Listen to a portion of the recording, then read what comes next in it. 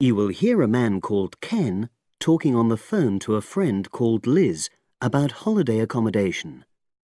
First, you have some time to look at questions 1 to 6.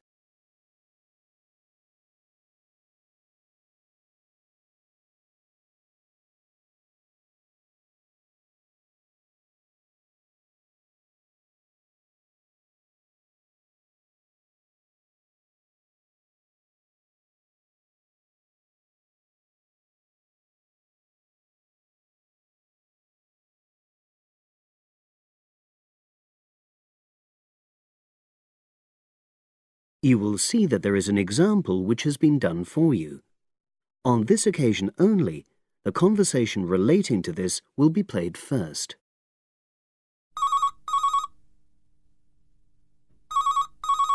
Hello. Hi Liz, it's Ken here. Hi, Ken. Nice to hear from you. Are you... This is just a quick call, but Mary and I have just been talking about our summer holiday. We haven't booked a place yet, and we've left it a bit late. We were just wondering if you know of any holiday rentals in your area. It's so nice there. Well, yes. I can think of 2 or 3 places that are very nice. What dates have you got in mind? The 10th of July to the 22nd of July. Ken says that they need accommodation from the 10th to the 22nd of July. So the 10th to the 22nd of July has been written in the space. Now we shall begin. You should answer the questions as you listen because you will not hear the recording a second time. Listen carefully and answer questions 1 to 6.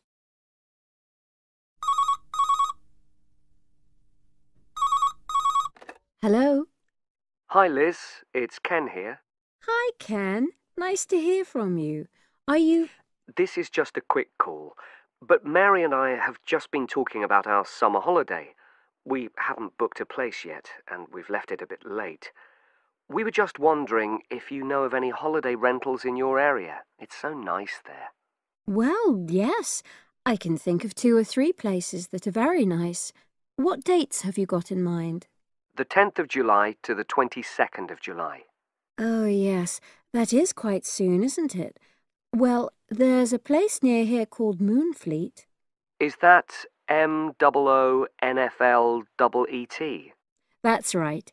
It's quite a rural location, and it's next to the owner's house, but it's got fields all around it, so it's very pretty.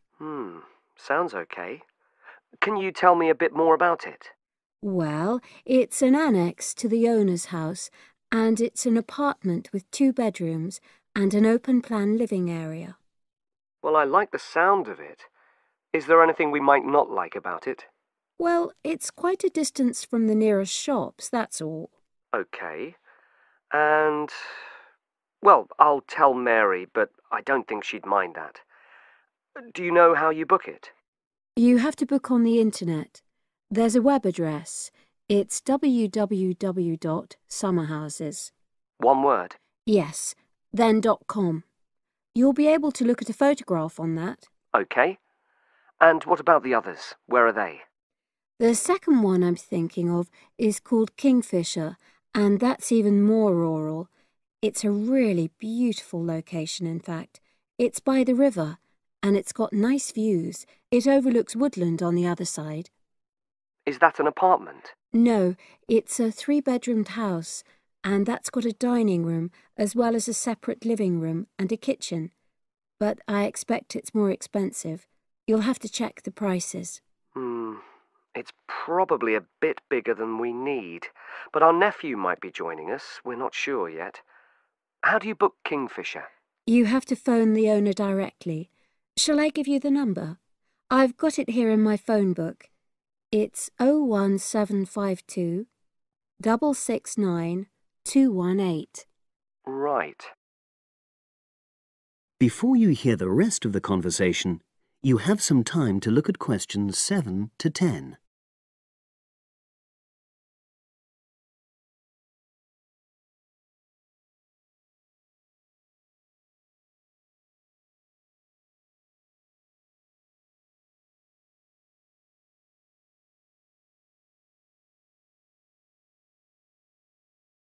Now listen and answer questions 7 to 10. And you mentioned a third place? Yes, there's a house that my sister stayed in last year. It's called Sunnybanks. Nice name. And the location of that one is rather different. It's in the centre of a village, but it's a very small and quaint place. Did your sister like it? Oh, yes. It's by the sea, so her children really loved it. What's the accommodation like? I'm not sure about the number of rooms, because I haven't been in it myself, but I think she said it's quite spacious, and I know it's got its own garden. It's not very big, but it's not shared with anyone else, and it's supposed to be very pretty. Any snags? Problems? The only other thing I can think of is that there's nowhere for parking. The streets are too narrow, so you have to leave your car somewhere else and then walk to the house. It's only about 10 minutes away, but... OK. Well, I don't think it matters personally. How do you book it? There's an agent you have to contact. I don't know his details, but I can ask my sister and let you know tomorrow. Thanks, Liz. That'd be great. I'll talk to Mary and see what she says. Thanks for your help. That's okay, Ken. I'll speak to you again tomorrow. I hope you find what you're looking for. That is the end of section 1. You now have half a minute to check your answers.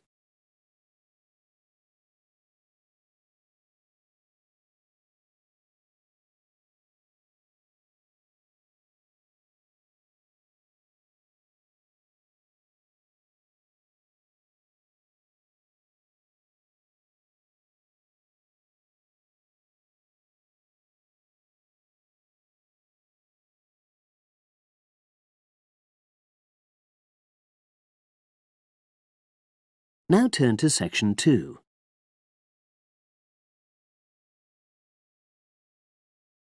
Section 2. You will hear part of a radio program about do-it-yourself house painting. First, you have some time to look at questions 11 to 14.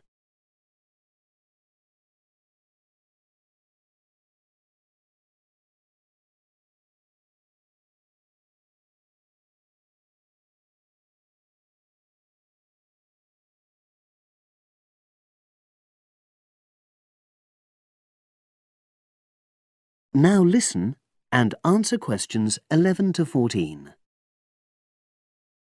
Good morning, everyone, and welcome to our weekly series on home improvements. Today's program is about do-it-yourself house painting. There's never been a better time for people who like to do their own interior house painting. Although people still lead very busy lives, thanks to the availability of various new DIY materials, you can now decorate your home in a more efficient and a more environmentally friendly way. In 2009 alone, approximately 53 million litres of the paint that was sold in the UK were left untouched. That's enough to fill 21 Olympic-sized swimming pools. It's easy to overestimate how much paint you'll need to decorate your room if you use guesswork. And if you know exactly how much paint is needed, you avoid unnecessary waste. There are automatic paint calculators available now. Most of the major paint manufacturers provide them. Look on their websites or just Google paint calculator and see what comes up. Then simply measure the circumference and height of the room in metres, enter this into the calculator along with the type of surface you're painting, and it will tell you how many litres of paint you'll need. But if you do end up with leftover paint, you can donate it to an organisation like Community Repaint. They will take the paint from you and redistribute it to local charities and voluntary organisations, so it goes to a good home. You can find more information about Community Repaint on communityrepaint, all one word, .org.uk. Now you have some time to look at questions 15 to 20.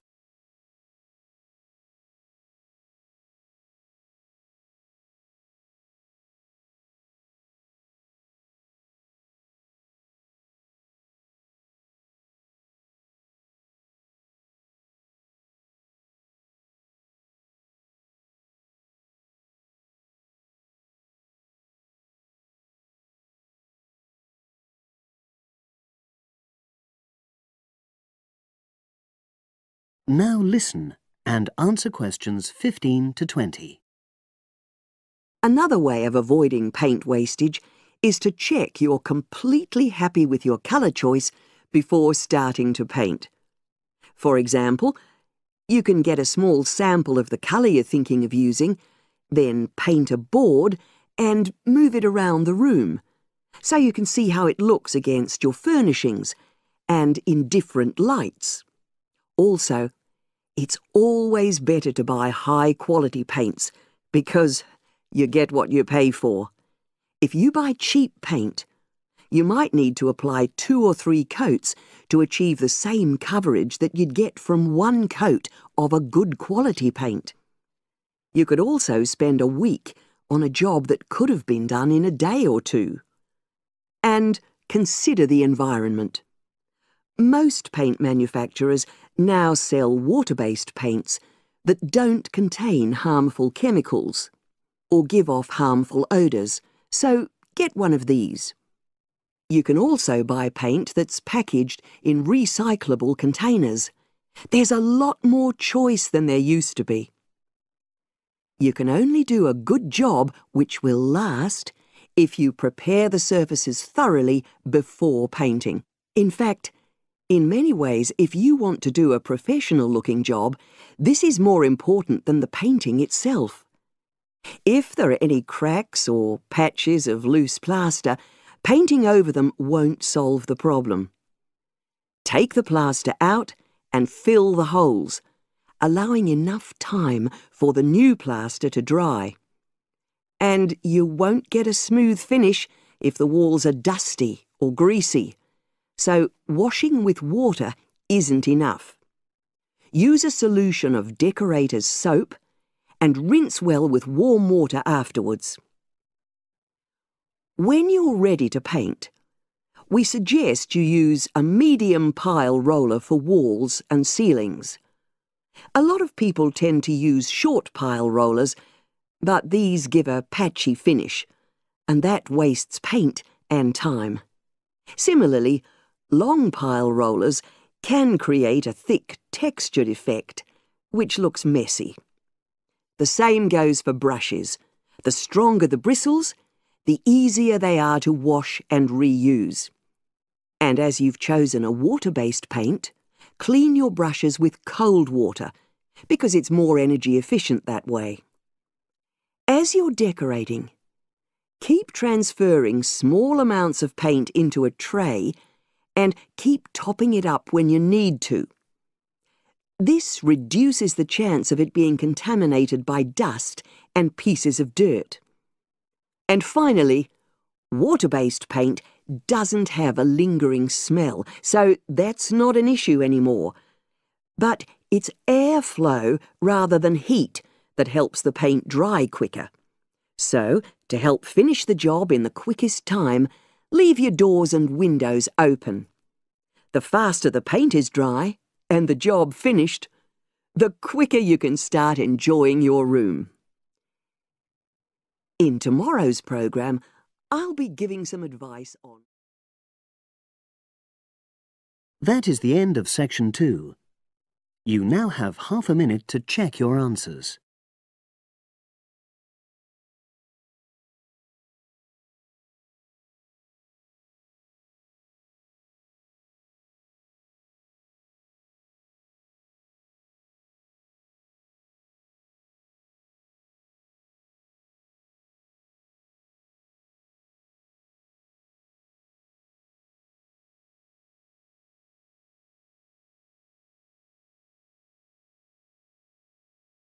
Now turn to section 3.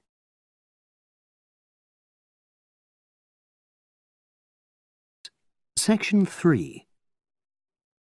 You will hear 2 engineering students, a woman in her 6th year called Linda and a man in his 5th year called Matthew, discussing the benefits of student work placements.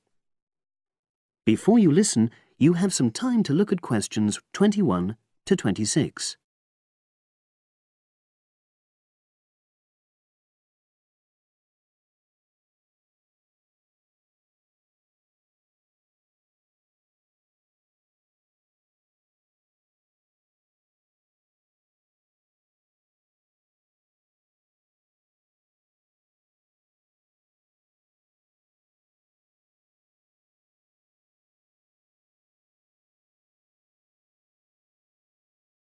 Now listen and answer questions 21 to 26. Hi, Linda. Can you spare a few minutes? Hello, Matthew. No problem. I just wanted to talk to you about temporary work placements. I've never really thought there was a good reason for doing one. I've got some savings, so I don't really need the money at the moment. But I've had an email from the university about a vacancy that looks quite interesting. You did a placement last year, didn't you? I did, yes. In my case, I wanted to find out if I was making the right career choice before I began applying for permanent jobs. I thought I wanted to work in car manufacturing, but I wasn't sure, so I applied to Toyota. What was the application process like? Lengthy. There were a lot of different parts to it. The dullest one was a psychometric test. You know, when you have to answer loads of questions about yourself. And you're trying to guess what's the best thing to say. Yes. Then there was an activity that we did in groups, which I found really fascinating. Engineers are renowned for being a bit unsociable, but I thought we made a great team. And we had an individual task too. We had to sort through various business documents and prioritize them. It was just like what you have to do as a student, really, just with different content. What exactly were you doing on the placement? I was helping to design some diagnostic software to identify any waste in the car assembly process. Do you mean waste of materials? No, time. Anything that can speed the process up helps to cut costs. How did the work placement compare to being a student? Was it hard work? Yes, it was. I'd had full-time work before. I've done various unskilled jobs during university holidays, and some of those involve long hours. So I thought I'd find it easy. I was wrong, though. I think when you're on placement, you're always trying to prove yourself. So you push yourself hard to succeed? Yes. But I got a lot of support from my employers. They were always helpful. And then, at the end of the placement, I was given formal feedback. Do you mean on your engineering ability? Well, no. I didn't really need that because we had team meetings every other day. And so I had the chance to discuss technical issues and ask about anything that wasn't clear. The evaluation was about general workplace things, like organizational ability, initiative, that sort of thing. I get the impression you think you benefited from the placement. Well, the best thing is that they've offered me a job for next year. Depending on my exam results, of course, but still. A permanent one? Yes. But apart from that, I learned so much. The industrial environment was much more demanding than the academic one, so my general skills improved, like time management, meeting deadlines. And on the technical side, I learned new software packages, like MS Project. Well, I think you've convinced me that work placements are worthwhile, but while you're here, can you give me advice on something else? Before you hear the rest of the conversation, you have some time to look at questions 27 to 30.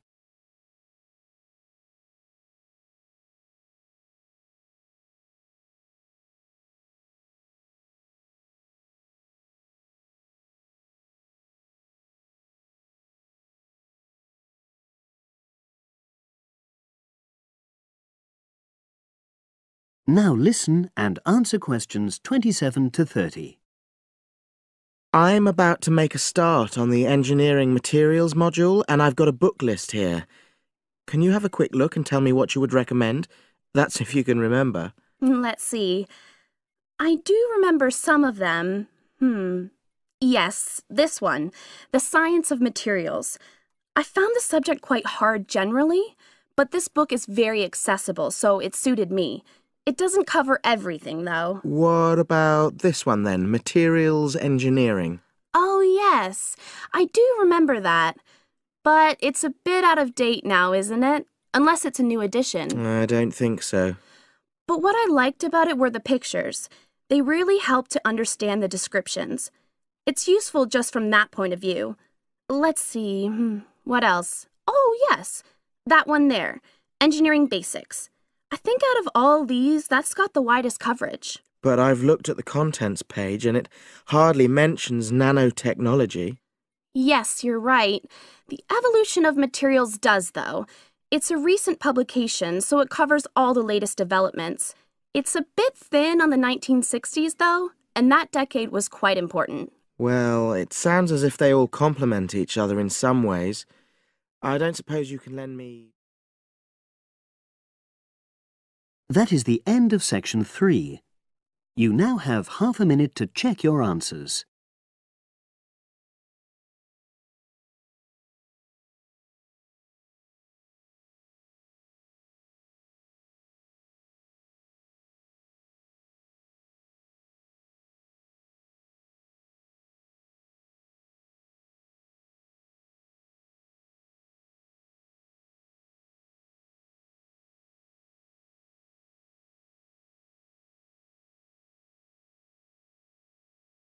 Now turn to section 4.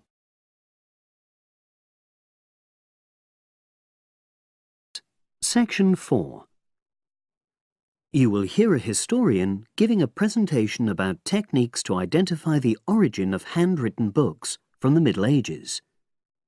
First, you have some time to look at questions 31 to 40.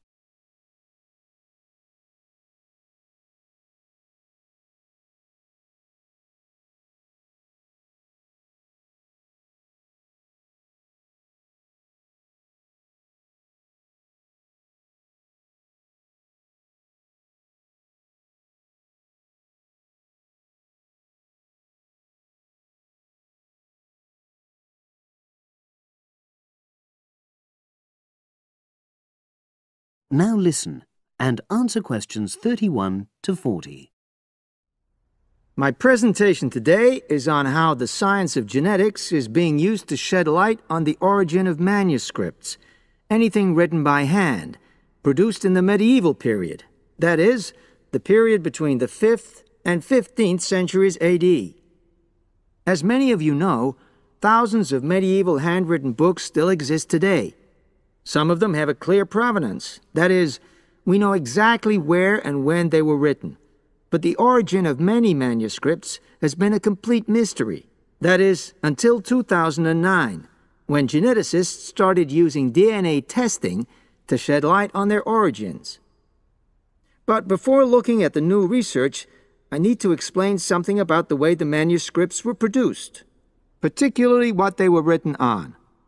Virtually all were written on treated animal skins, and there were essentially two types. The first was parchment, which is made of sheepskin. It has the quality of being very white, but also being thin. It has a naturally greasy surface, which meant it was hard to erase writing from it. This made it much sought after for court documents in medieval times. The second type is vellum, which is calfskin. This was most often used for any very high-status documents because it provided the best writing surface, so scribes could achieve lettering of high quality. So, once the animal hides had been chosen, they had to be prepared. Where the right materials were on hand, the skins were put into large barrels or vats of lime, where they were agitated or stirred frequently. But if lime wasn't available, then the hides were buried. Both these techniques were designed to cause the hair to slough off and the skins to become gelatinous and therefore more flexible. The next stage was to put the hides on stretcher frames and pull them very tight. While on the frame, they were scraped with a moon-shaped knife in order to create a uniform thickness. For parchment, that was the end of the process. But for vellum, there was an additional stage, where it was bleached in order to achieve the desired color.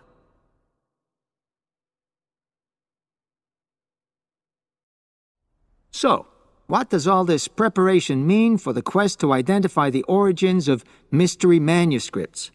Well, until recently, the only way historians and other academics were able to guess at origins was either through the analysis of the handwriting style or from the dialect in which the piece was written. But these techniques have proven unreliable for a number of reasons. It was thus decided to try to look at the problem from a different angle, to start from what is known, that is, the small number of manuscripts whose origins we do already know. Because these parchments and vellum are both made from animal hides, it was possible to subject them to DNA testing and to identify the genetic markers for the date and location of production. From this was created what is known as a baseline. The next stage was to test the mystery manuscripts, finding their DNA characteristics, and then making comparisons between the known and the mystery scripts. Genetic similarities and differences enabled the scientists to gain more information about the origins of the many manuscripts we had known virtually nothing about up to that point. Now you might ask, what are the potential uses of this new information? Well, obviously, it can shed light on the origin of individual books and manuscripts. But that's not all. It can also shed light on the evolution of the whole of the manuscript production industry in medieval times. And because that was such a thriving business, involving very large-scale movements right across the globe, the new data in turn help historians establish which trade routes were in operation during the whole millennium. Now, if anyone has any questions... That is the end of section 4. You now have half a minute to check your answers.